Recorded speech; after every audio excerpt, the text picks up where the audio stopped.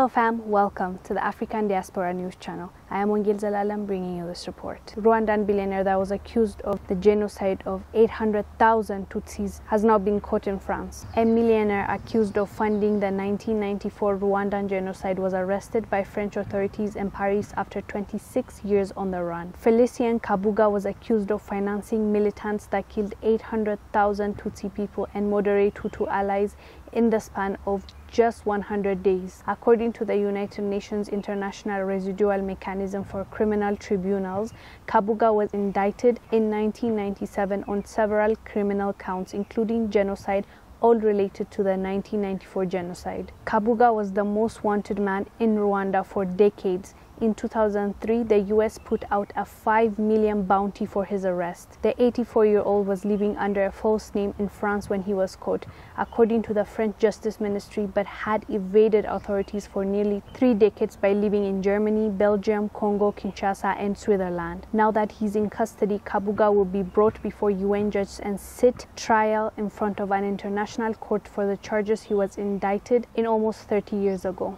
After 3 decades of him being a fugitive, now finally he was caught in France, which is a really huge relief, at least for the survivors. They get to see justice being served.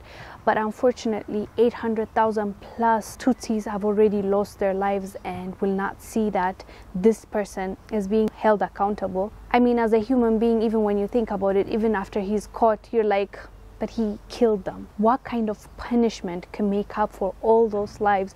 All those people that lost their lives, their loved ones, and basically Rwanda lost half of their generation, half of their people. As a decent human being, it's hard to understand why they did what they did, especially their Rwandese. That's their people, and he was okay in facilitating those deaths. The 2 reasons why he's going to be held accountable is one, having that radio station that was pushing their hatred and telling the Hutus go kill the Tutsis, and just painting this picture of these people are evil, they should not be around, like all that. And that was his radio station. And the other thing is, he was funding this genocide, funding so that people can die, funding that his own people can be wiped out. Basically, it was to exterminate that race. Think about it. They're the same people. They're living in Rwanda. They're the same people. You know, it's just tribe that they're different. Like, they're black, they're African, they live in the same country.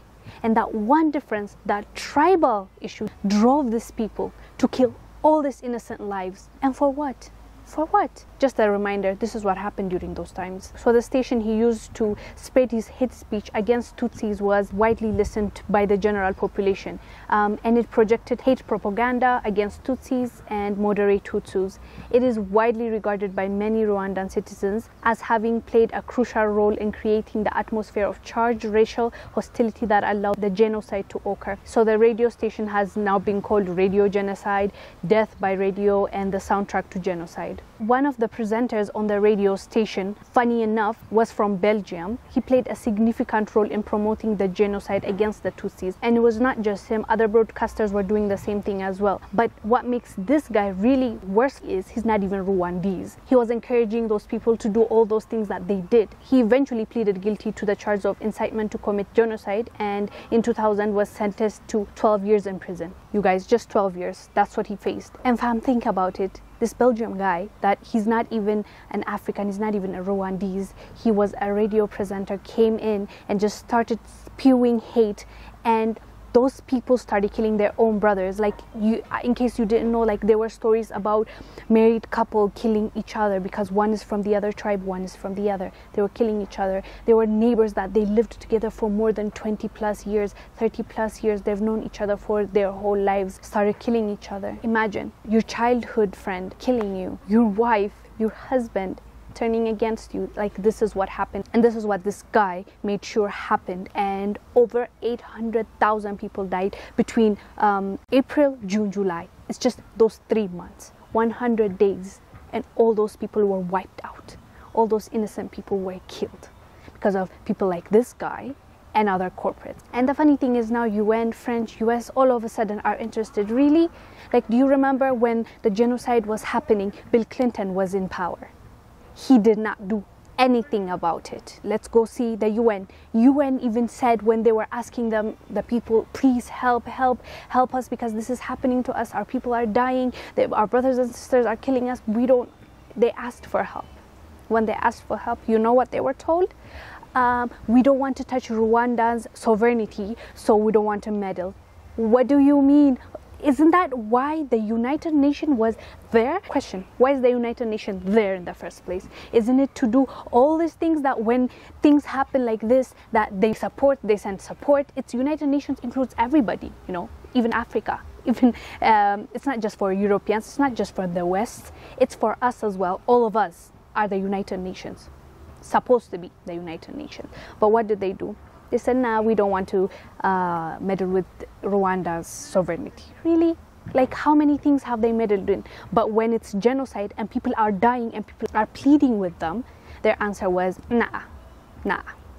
After a bit, the French also sent their military, but it was said that they were supporting the power, the one that was already in the office, that was making sure that this genocide is happening. They were supporting him.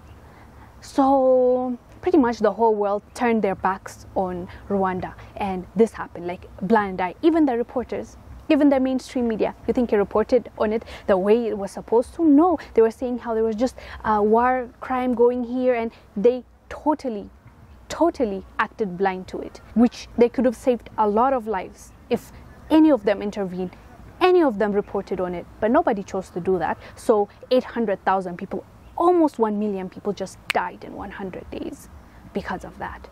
And now they're acting like the saviors, whatever, but at least he's caught.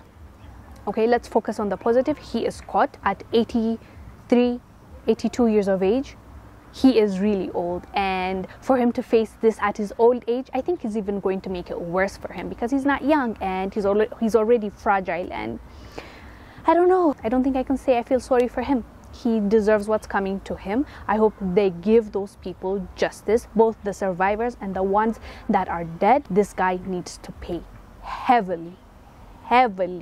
He needs to pay. As much as my mind can't fathom how a person can be capable of doing that to his own people and finance the killing of his brothers and sisters, unfortunately there are people like this around. Even if it's 3 decades later, I am glad he's brought to justice and he's going to face the music.